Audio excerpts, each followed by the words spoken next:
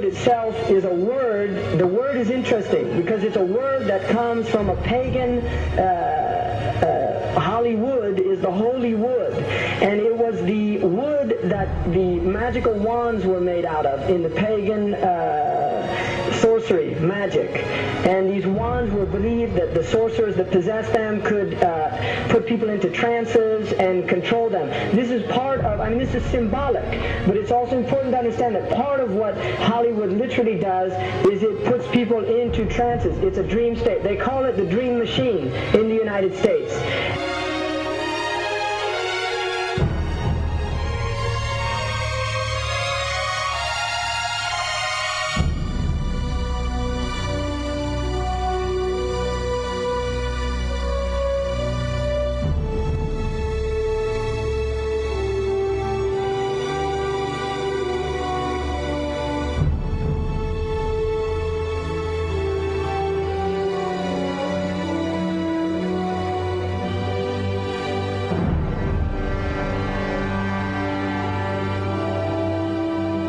Creates fantasies for people. It puts people into these things. Now, one of the things is interesting that in the part of what's done in movie theaters, in darkened rooms where people watch television, is literally a trance state that occurs through what's called suspended state of disbelief. You enter into a state, you suspend your disbelief and enter into a state whereby you begin to believe what you internally realize is imagination.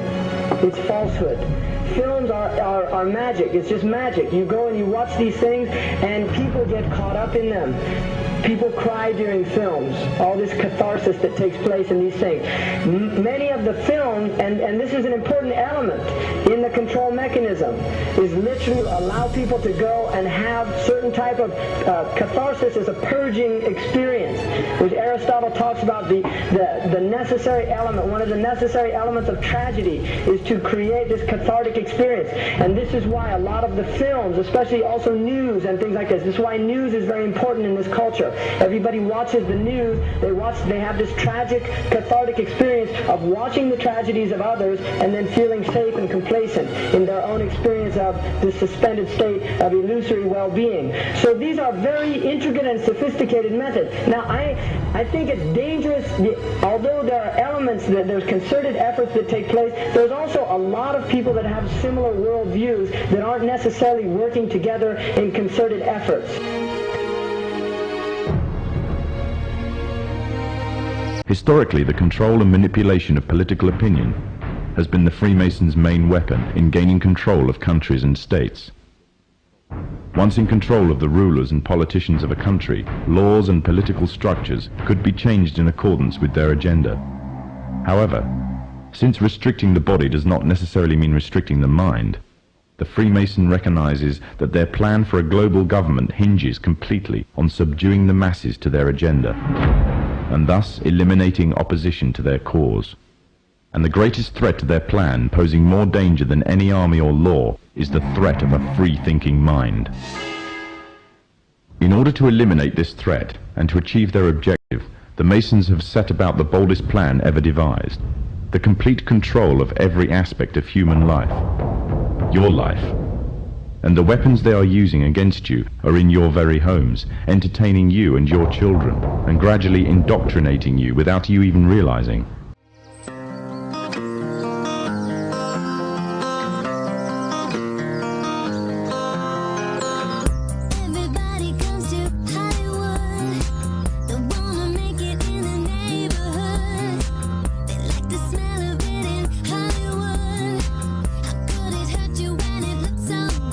Shine your light now.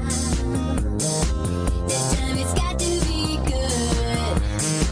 You get it right now, yeah. 'Cause you're in Hollywood. There's something in the air in Hollywood.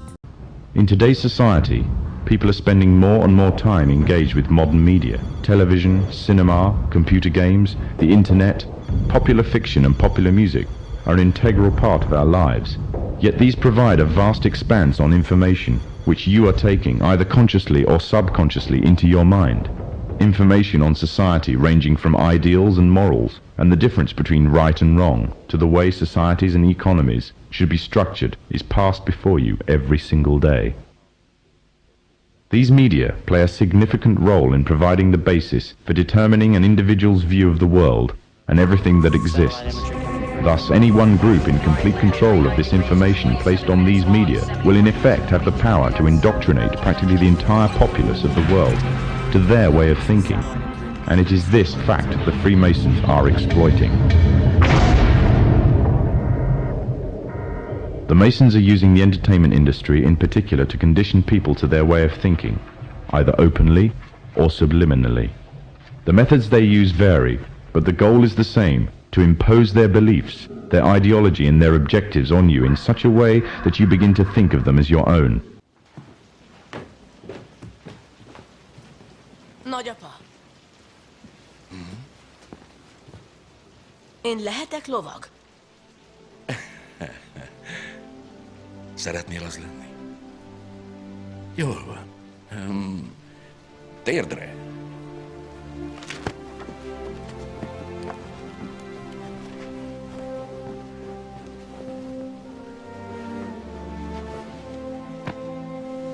Benjamin Franklin Gates. Ezennel hát vállalod a templomosok és családunk nemes küldetését. Esküszöl, kisfiam? Esküszöm.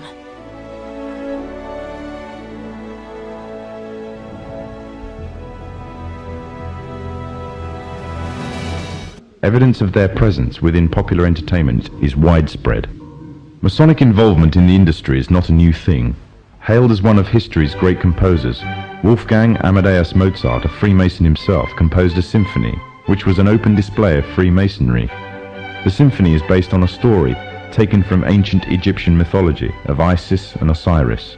The pagan rites of ancient Egyptian mythology form, through the Kabbalah, one of the fundamental aspects of Freemasonry.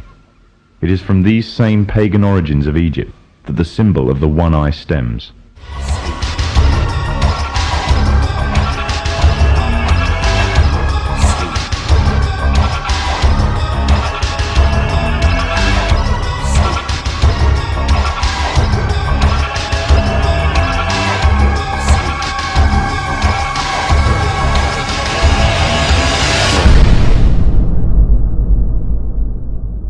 The entire entertainment world is rife with evidence of the Freemasons' presence. Openly or subliminally their agenda and beliefs and ideals are propagated. From big-budget Hollywood films to simple cartoons, the Masons have not left anything to chance in promoting their message of a global government. Matt Groening, the creator of one of the most popular cartoon series in television history, The Simpsons, is a self-confessed anarchist. Matt Groening himself has openly declared that he wanted to get his own political ideas across within his work. But he wanted to do this in such a way that people would find it easy to accept his ideas, and the means he chose to this was a clever little cartoon called The Simpsons. So what exactly is The Simpsons teaching us and our children? There are many lessons being programmed into us.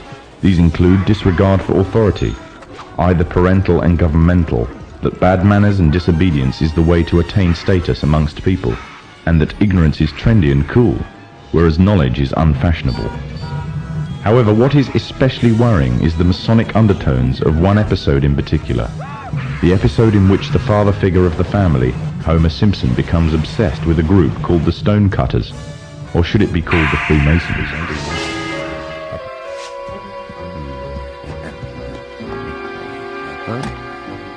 Sárga festék.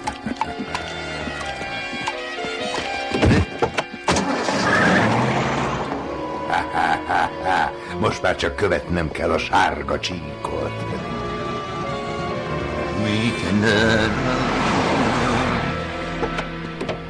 A titkos gyülekezőhelyünk. Az, gyere, menjünk be! Az jó ötlet.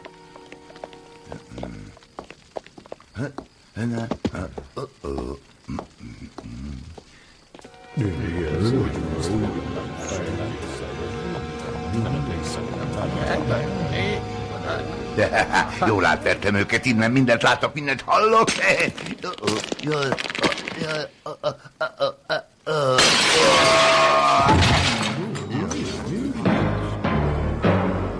Egy betolakodott. Ezért főben járó büntetés jár. Igen, főben járó.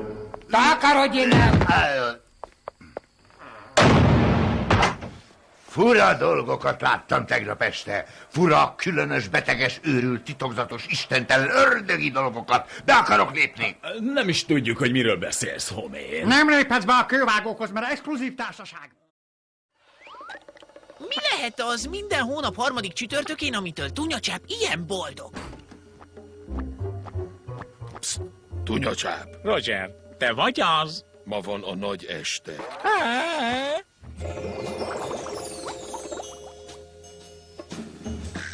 Ilyen állöltözékben szerintem könnyen rájövünk, mi lehet a nagy titok.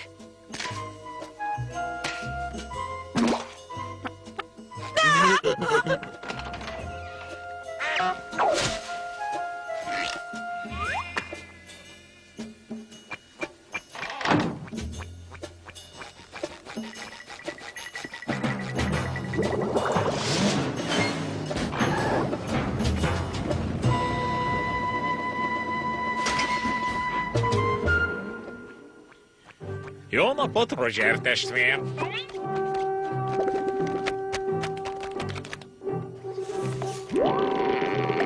Üdvözlet, Tunyacsáp testvér! Köszönöm.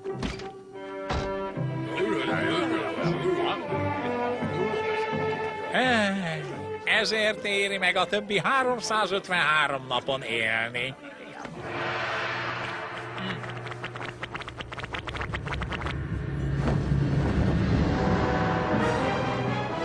Évszázadok óta a polipok nemzedékének egyetlen útja létezik. Ma újra, hogy közületek egy, ma szembe kell, hogy nézzen a legszörnyűbb rémálmával. Zavarodott Marénius!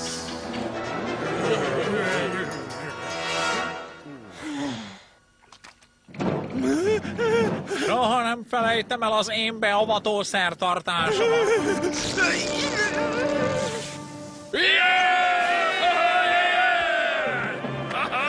Szuper voltál!